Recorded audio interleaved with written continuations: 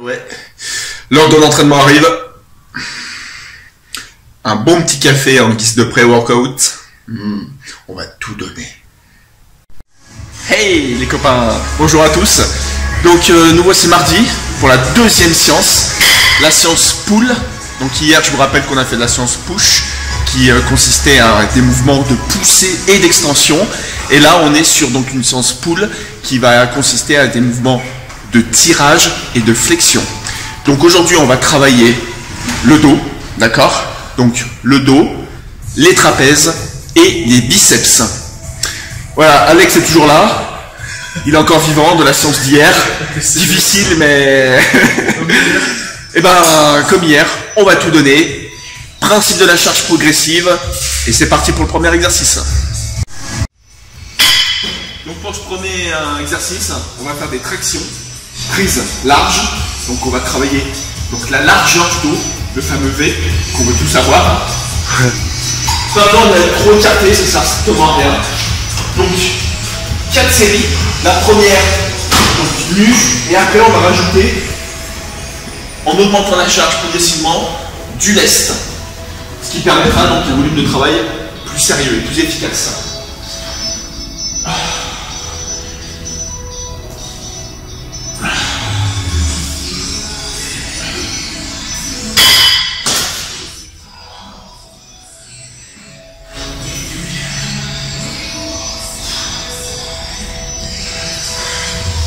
Redescendre doucement, même si t'en fais pas 10, hein. C'est ça, c'est super. Voilà. La progression va se faire dans la redescente.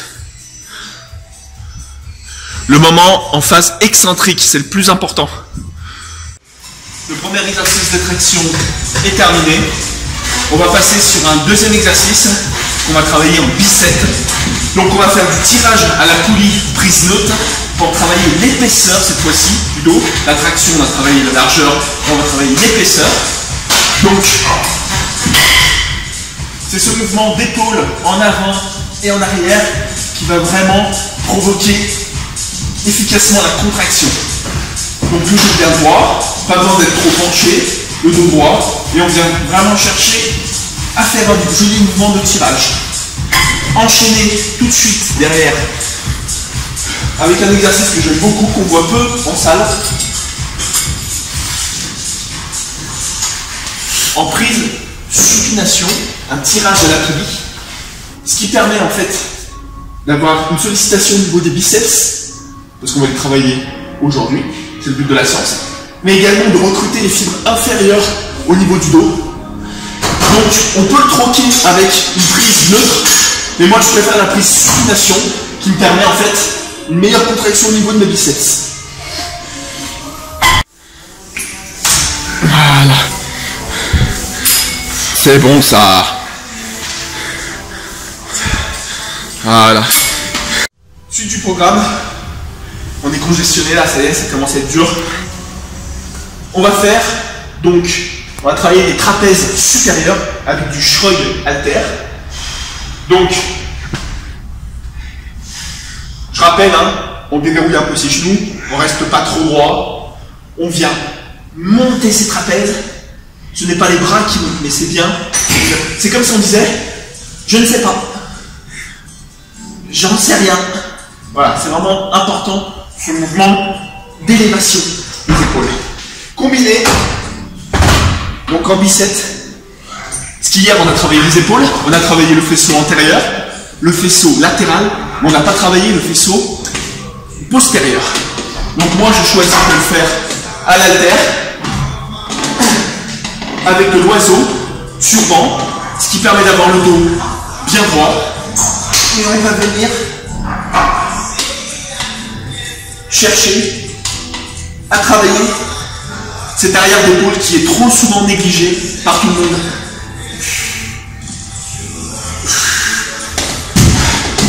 Et ben c'est parti. C'est parti. Bon petit shrug halter. Dis, je ne sais pas. Je ne sais pas. Ah c'est bien. Voilà. Enroule pas, monte tes épaules. Voilà, et tu redescends. Voilà, c'est ça. Garde la tête droite, voilà. Super.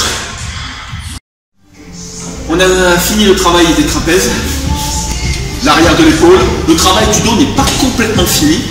J'y reviendrai en fin de séance. Mais là, on va donc travailler sur la partie donc, qui nous manque, les biceps, avec le premier exercice qui est un exercice phare, qui est le meilleur exercice de biceps tout confondu. Donc le curl sur pan incliné. Donc avec toujours un principe de charge progressive, on augmente le poids de ses haltères à chaque série. On commence entre 10 et 12 répétitions, on colle son dos, on vient bien mettre les coudes en arrière et on vient faire son curl biceps proprement. Les coudes bien en arrière, voilà. Ils sont fixés, ils ne bougent pas. Ouais, super, souffle bien. Super. Deuxième exercice pour les biceps. On va faire un exercice en biceps. Deux exercices que j'adore. Le premier, c'est du curl strider. Donc, qu'on réalise normalement à la barre. Mais nous, qu'on va faire aux haltères. Ce qui permet en fait justement de ne pas être trop stressé au niveau des articulations du poignet. Sur la barre, si on a un valgus prononcé, on peut souffrir. Donc les haltères permettent de travailler en unilatéral déjà, et justement de ne pas stresser ce poignet. Donc, cette fois-ci, au lieu d'avoir les coudes en retrait, on a les coudes vers l'avant. On va solliciter donc le biceps brachial. Donc c'est un exercice difficile. Je pense que c'est le deuxième meilleur pour les biceps, d'accord? Mouvement contrôlé. Je vous rappelle qu'on pense à la contraction du muscle pendant l'exercice. Et donc enchaîner avec un deuxième exercice immédiatement en biceps, avec donc du biceps en prise neutre pour l'épaisseur du bras.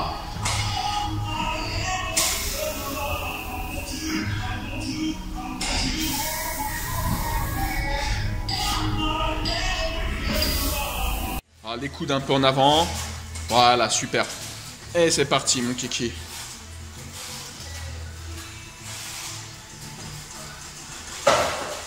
Ouais. Voilà, on arrive sur la conclusion de cette séance pull. Donc, je vais finir par quelque chose un peu d'étonnant. Je vais finir par un soulevé de terre. Donc, il y a beaucoup de gens qui le font en début de séance. Moi, je le fais en fin de séance. C'est un choix. Je vais faire ça en biceps, c'est-à-dire que je vais travailler soulevé de terre pour le bas du dos, d'accord, avec un travail aux anneaux. La configuration de la salle fait que je peux le faire assez facilement, donc je le fais. Ne jamais être feignant, toujours plus, toujours plus. Le soulevé de terre, dos bien droit, pas d'épaule en avant, donc on reste poids sur les talons, d'accord, et on vient soulever. Bam. Bam. Combiné avec un travail aux anneaux. Toujours un exercice pour le dos.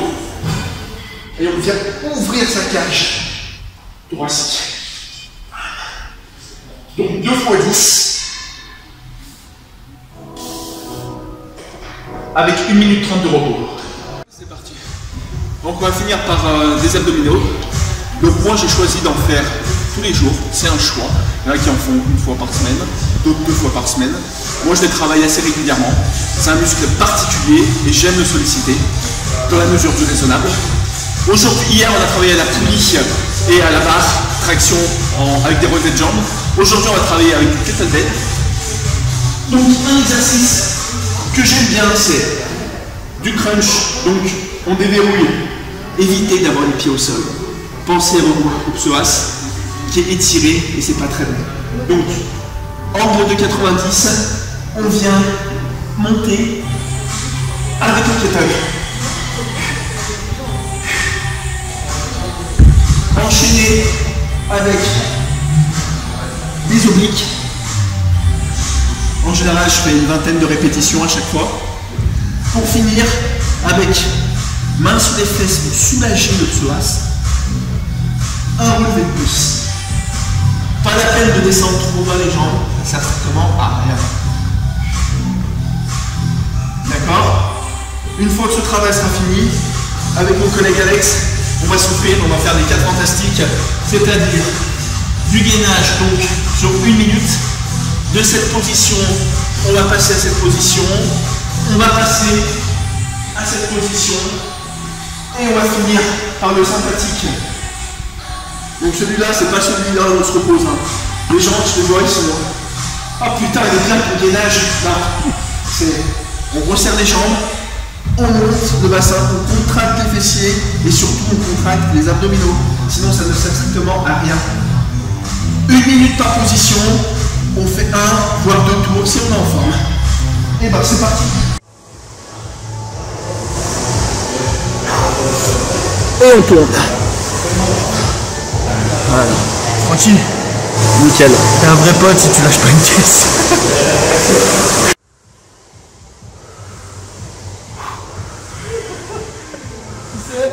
Et c'est parti. Dynamique. Voilà. Tu viens bien, doucement, et tu vas bien monter. Voilà, bien chercher haut. Nous, on monte, on contracte les fessiers, les abdominaux.